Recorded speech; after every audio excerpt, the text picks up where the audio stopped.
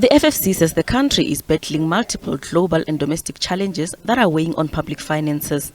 These include the electricity crisis, rising inflation, slow growth, the high unemployment, and inefficient state-owned enterprises.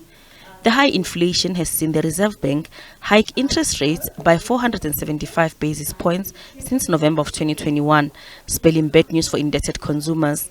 This has dampened consumer demand and investments and has further had a negative impact on economic growth. The FFC is calling for improved social support to cushion those impacted by the high inflation and other socio-economic challenges.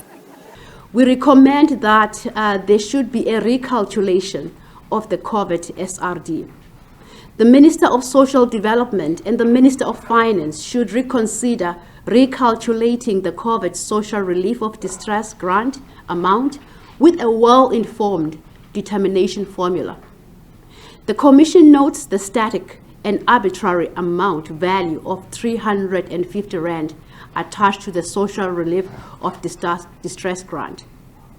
The Commission encourages a recalculation of the amount that takes into consideration the cost of living crisis and unemployment.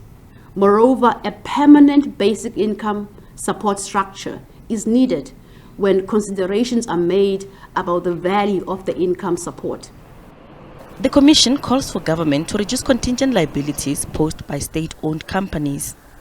A third recommendation with regards to SOE is the reduction of fiscal risks from SOE's borrowing.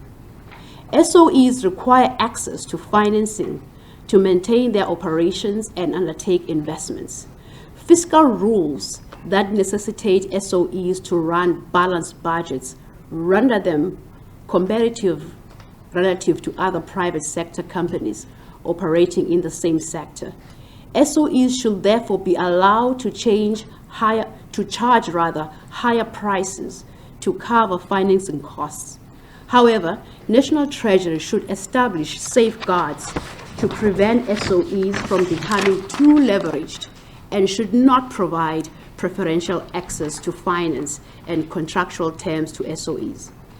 The FFC says the devastating load shedding is undermining economic recovery from the COVID pandemic and calls for a speedy resolution of the electricity crisis. It's also calling for immediate action to eradicate inefficiencies in other major state-owned companies, particularly those operating in the transport and logistics sector. Gloria Sefagomusi, SABC News, Johannesburg.